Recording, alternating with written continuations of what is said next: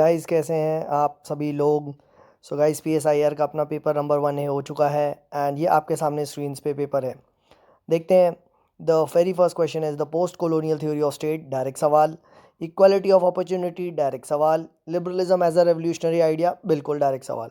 Ambedkar idea on constitutionalism भी एक direct सवाल है। उसके बाद मैकेवेली, सेक्युलरिज्म कोई बताने की ज़रूरत नहीं है। तो पहले 5 सवाल तो आई थिंक डायरेक्ट थे, इसमें कोई भी हम इसमें आर्ग्यू नहीं करेंगे। आगे बढ़ते हैं सेकंड सवाल। Make a comparative assessment of Greek perspective of justice with the Rawlsian concept of justice. अब इसमें थोड़ा सा आपको सोचना पड़ सकता है, बट अगर आप थोड़ा सा दिमाग लगाएंगे तो ये क्वेश्चन भी पॉसिबल है। आगे बढ़ते हैं। Representative democracy means the people as a body must be able to control the general direction of the government policy. ये पहले भी मिल का व्यू आ चुका है, ये प्रीवियस क्वेश्चन है। ठीक है।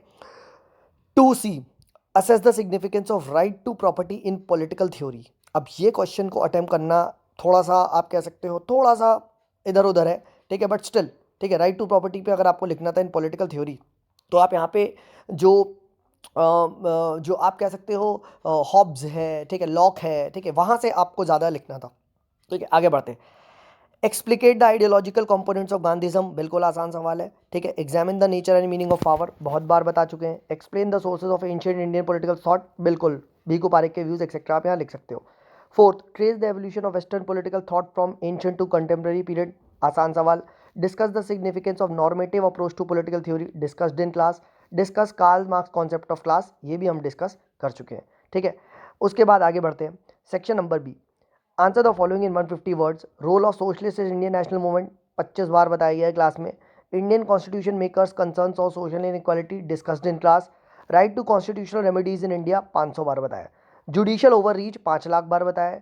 Mechanism for settling interstate disputes, भाई सॉरी ये सिर्फ 500 बार बताया था। उसके बाद 6 डिस्कस करते हैं। Examine the role of functioning of election commission of India. क्या, ओ माय गॉड यार, ये तो बहुत टफ आ गया भाई। ना ना ना ना, ये क्वेश्चन तो बहुत टफ था। ठीक है। Trace the role of militant and revolutionary movements, ओ यार भाई ये कैसा क्वेश्चन है। ठीक है, ये तो पॉसिबल ही नहीं था। To what extent 73rd 74th amendment of Indian constitution enhanced women empowerment, भाई 73rd और 74th अमेंडमेंट कब हो गया कॉन्स्टिट्यूशन में, हुआ है क्या, डिस्कस किया गया था क्या हमने क्लास में। ठीक है, मुझे तो नहीं लगता यार, ये तो डिस्कस नहीं किया, छोड़ो छोड़ो।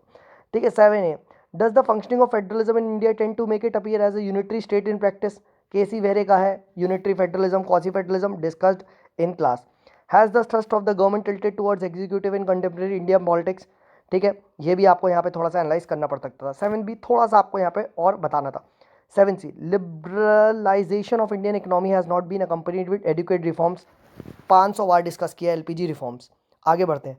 To what extent has the inadequate intra party democracy affected the functioning of Indian democracy, बहुत बार डिस्कस हो चुका है। Examine the role of religion in Indian electoral politics, oh my god ये कब आ गया यार, रिलीजन तो हमने डिस्कस ही नहीं करा है सच में।